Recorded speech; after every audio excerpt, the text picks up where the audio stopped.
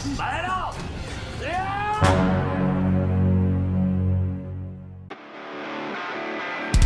Halo Rebahaners, dimanapun kalian berada, bagaimana kabarnya? Gimana? Lancar jaya? Kembali lagi bersama saya John, still in the house. Kali ini saya akan memberikan kalian semua asupan adrenalin karena sudah cukup lama kita berada di zona nyaman dan kurang mengalami tekanan mental. Jadi untuk melatih dan agar terbiasa ruas, saya akan merangkum sebuah film dari Spanyol berjudul Below Zero atau dalam bahasa Spanyolnya Bajo Zero. Dirilis tahun 2021, masih hangat-hangatnya. Film ini disutradarai oleh Luis Quiles dan dibintangi oleh beberapa aktor terkenal Spanyol. Di antaranya ada Cara Elizalde yang pernah jadi tokoh utama di film Time Crimes yang sudah pernah saya rangkum di video sebelumnya. Kalian coba cek aja. Terus ada Xavier Gutierrez yang main di film Assassin's Creed. Jadi langsung saja pasang handsfree, simetriskan posisi rebahan, kencangkan celana mantan, selamat lalajo dan check it.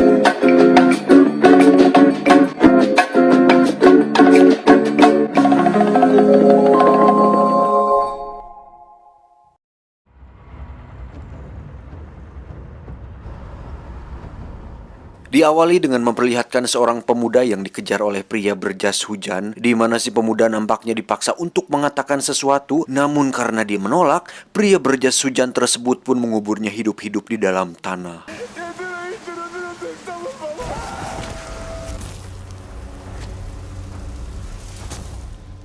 Adegan berpindah ke tempat lain dan cerita akan berfokus pada seorang anggota polisi bernama Martin yang terlihat pamit pada anak dan istrinya karena mendapat tugas khusus dari pusat markas. Di mana Martin ditugaskan untuk mengawal pemindahan sejumlah tahanan ke penjara lain yang mana para tahanan tersebut memiliki riwayat kejahatan yang cukup berat.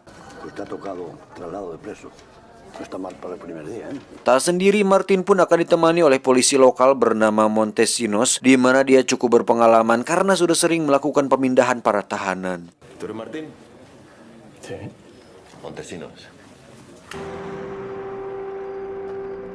Sampai di lapas, mereka berdua pun langsung memindahkan para tahanan ke dalam sebuah mobil berlapis baja, di mana para tahanan tersebut ditempatkan secara terpisah dalam sebuah sel kecil yang cukup sempit. Adentro. Tak menunggu waktu lama, Martin, Montesinos, serta dua polisi lain yang mengawal perjalanan pun langsung berangkat menuju tempat tujuan. Martin sendiri bertugas untuk menyetir, sedangkan Montesinos menjaga sel para tahanan, dan dua polisi lain berada paling depan untuk mengamankan jalur. Dengan cuaca yang buruk dan trek yang cukup sepi karena melewati hutan belantara, hal itu tentu membuat Martin yang pertama kali melakukan tugas ini cukup was-was karena takut jika tiba-tiba ada tahanan yang berontak dan mencoba untuk kabur. Dan ternyata benar. Salah satu tahanan yang bernama Ramis pun izin modal ke toilet disebabkan seblak ceker yang dimakannya tadi sore. Dan tentu saja itu hanyalah akal-akalan Ramis, di mana dia menyembunyikan beberapa alat di dalam anusnya yang akan dia gunakan untuk membuka kunci selnya tersebut. Kembali ke Martin yang mulai terganggu oleh kabut yang menghalangi pandangannya, di mana dua polisi paling depan tiba-tiba menghilang dan saat dihubungi pun mereka tidak menjawab. Dan tiba-tiba, ya, ada sebuah ranjau yang membuat Martin kehilangan kendali, tapi beruntung mereka semua masih selamat. Montesinos pun menghubungi Martin dan menyuruhnya untuk meminta bantuan kepada polisi pengawal. Namun karena para polisi itu masih tetap tidak bisa dihubungi, Montesinos pun memutuskan untuk keluar dan memeriksa apa yang terjadi. Hal itu tentu membuat Ramis leluasa untuk membuka borgol dan berniat keluar dari sana, di mana para tahanan lain meminta dia untuk membuka selnya juga. Si ya lo decía mi madre, que tengo una flor en el culo. Coño, pues ábrenos a todos, hostia. Eso ábrenos, tú. Martin sendiri dikejutkan dengan menghilangnya Montesinos untuk kemudian dia memutuskan keluar dan memeriksa kemana dia pergi. Dan alangkah terkejutnya Martin saat melihat Montesinos sudah tak sadarkan diri dengan luka tembakan di bagian perutnya. Dan tiba-tiba, ya, ternyata mereka semua sedang diincar oleh seseorang, entah siapa itu, di mana Martin kembali dikejutkan saat melihat mobil polisi pengawal terguling dan sudah tewas di sana. Parece que hay alguien fuera, ¿eh? Dengan cepat Martin kembali ke ruang kemudi untuk menghubungi markas pusat, namun seperti kebanyakan film menegangkan, sinyal ternyata tidak pernah mendukung tokoh utama untuk mendapatkan pertolongan. Central, ha habido un asalto, hay 3 compañeros muertos, ¿eh? Sempat terserempet peluru di bagian paha, Martin pun memutuskan untuk masuk ke ruang para tahanan dan mencari P3K untuk mengobati lukanya. Ha abierto el botiquín. ¿Pero está herido o qué? Está sangrando y va cojeando. Supongo. A ver, al final lo vas a cojonar y todo, ¿eh? Sontak hal tersebut membuat para tahanan panik karena tidak bisa melihat dan mengetahui apa yang telah terjadi, ditambah ada suara tembakan yang mereka dengar tadi. Hingga saat Martin selesai mengobati lukanya, tiba-tiba terdengar suara bor dari luar di mana orang tersebut mencoba untuk membuat sebuah lubang pada mobil berlapis baja ini.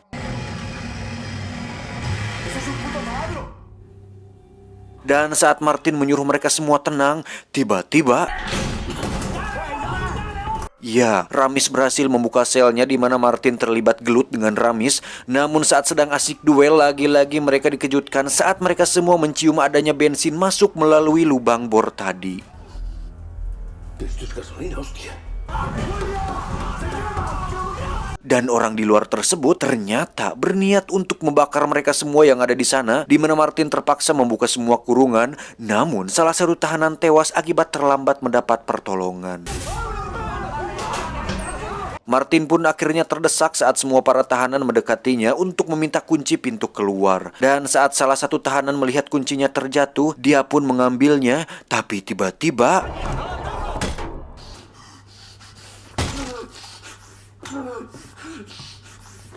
ya, seorang tahanan muda bernama Nano ternyata membunuhnya karena takut jika salah satu dari mereka membuka pintu keluar tersebut. Solo he venido a por él. ¿Y ese por qué te quiere a ti, Nano? Saat ditanya kenapa Nano melakukannya, dia pun menjawab bahwa orang di luar merupakan seorang mantan polisi psikopat yang mencoba untuk membunuhnya. Dan tiba-tiba HT pun berbunyi di mana si pria misterius itu mengatakan bahwa dia tidak peduli dengan mereka semua kecuali si Nano ini. Dan yang dia inginkan hanyalah si Nano yang dalam keadaan hidup-hidup. Entregádmelo y saldréis vivos. Solo he venido a por él. Sampai sini sudah jelas bahwa si Nano ini sepertinya memiliki sesuatu yang sangat diinginkan oleh pria misterius di luar. Tak ingin terlibat dalam permainan ini, para tahanan pun mencoba untuk mengambil kunci yang dipegang si Nano. Namun ternyata dia nekat untuk menelan kunci tersebut dan Martin sendiri berhasil dibuat tak sadarkan diri.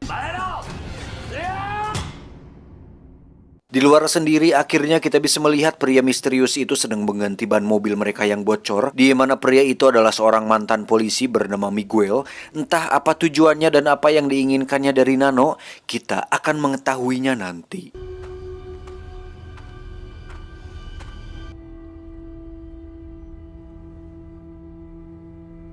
Martin sendiri terlihat baru sadar dari pingsannya di mana dia dikurung bersama Nano, dan tiba-tiba lampu mati serta penghangat ruangan mati yang ternyata Miguel sudah mematikan seluruh sistemnya dari luar. ¿Y ahora qué, macho? Selanjutnya Miguel pun mengendarai mobil lapis baja tersebut, entah kemana dia membawanya. Yang pasti Martin dan seluruh tahanan harus bertahan dari dinginnya suhu di mobil tersebut. Sementara itu kita akan melihat Montesinos yang ternyata masih hidup, di mana dia berniat menggunakan mobil polisi yang terguling tadi untuk mengejar Martin dan para tahanan. Kembali ke Ramis dan para tahanan yang mencoba mencari cara lain untuk bisa keluar, karena bisa saja mereka membedah perut Nino dan mengambil kuncinya. Tapi Miguel mengancam akan membunuh mereka semua jika Nino tidak keluar secara hidup-hidup. ¿Lo abrimos en canal? Lo necesito vivo. Tak lama muncullah Montesinos yang meminta Miguel untuk memberhentikan mobilnya, tapi Miguel tetap kekeh dan justru mendabrakkan mobilnya ke Montesinos yang membuat mobilnya menghantam sebuah pohon.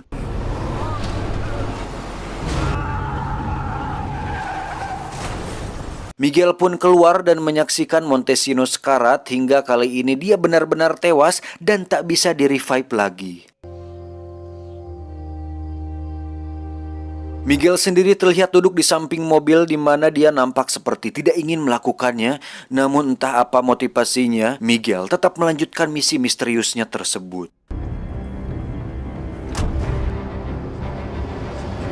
Dan saat matahari mulai terbit, Miguel pun membawa mereka semua ke sebuah danau beku dan menenggelamkan mobilnya untuk memaksa mereka semua keluar.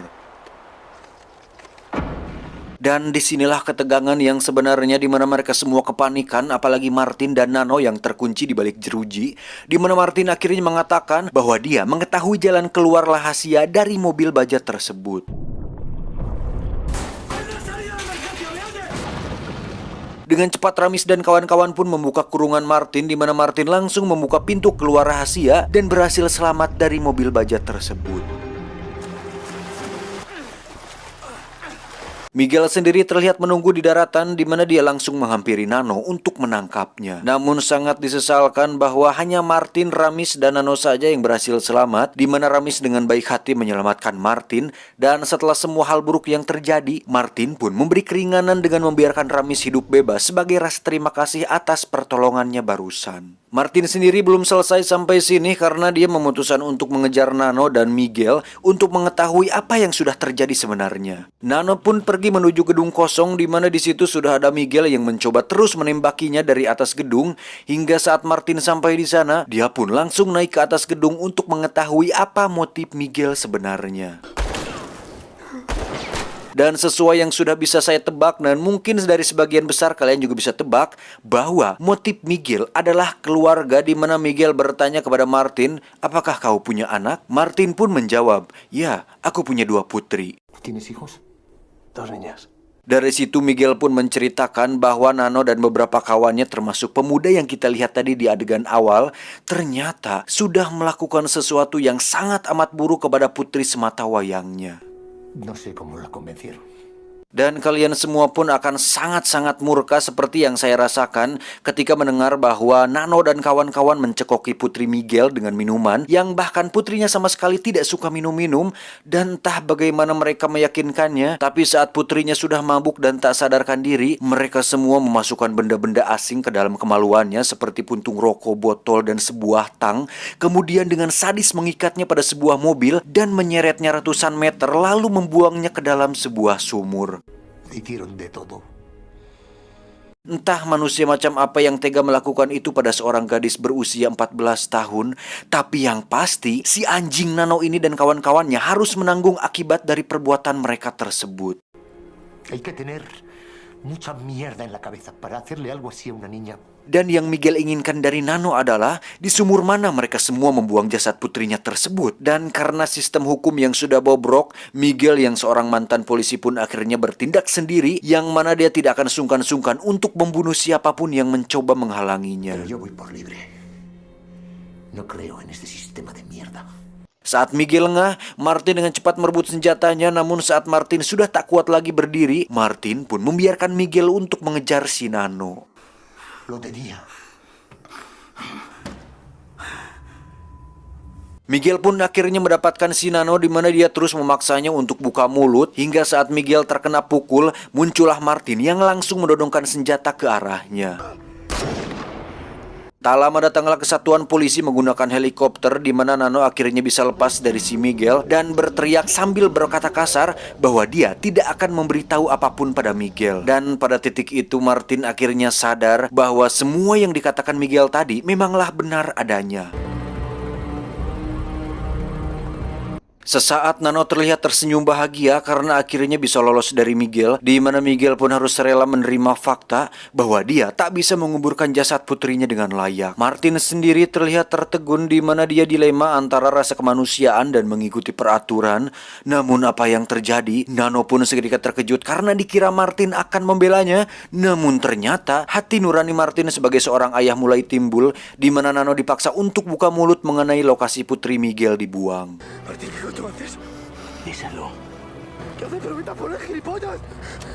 Masih tak mau bicara, Martin pun menembak semua jari tangan kanan Nano hingga dia berteriak kesakitan. Mamam, anjing, lu pantas dapetin itu anak dajal.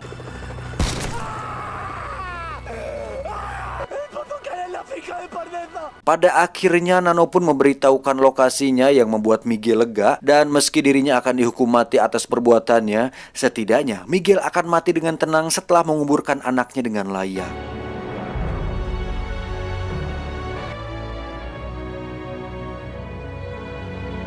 Martin sendiri mendapat pelajaran penting dari tragedi tersebut, yaitu lain kali jika ingin memindahkan para tahanan, alangkah baiknya melalui jalur yang ramai dan ada minimarketnya. Tamat, ending yang membagongkan.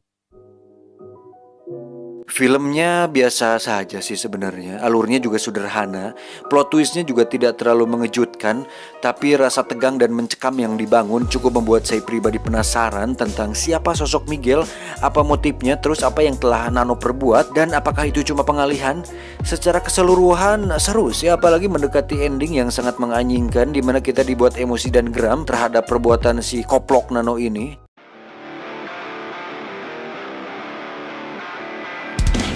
Dan pesan moral yang bisa saya ambil dari film ini mungkin perbuatan si Nano, bahwasannya kita harus siap menanggung resiko atas apa yang telah kita perbuat. Karena jika Anda berbuat jahat, maka balasannya akan lebih jahat. Dan jika Anda berbuat baik, belum tentu akan dibalas baik. Yuuu, itulah hidup guys. Memang terdengar tidak adil, tapi itulah gunanya mental kuat dan survive untuk bisa hidup. Seperti saya, seorang pengangguran, tetap survive, still strong, stay cool, be calm, and gentleman. Adios. Sambal terasi Guatemala. Patu anjing, Guatemala ada sambal terasi, nggak ada monyet. Sangat-sangat absurd.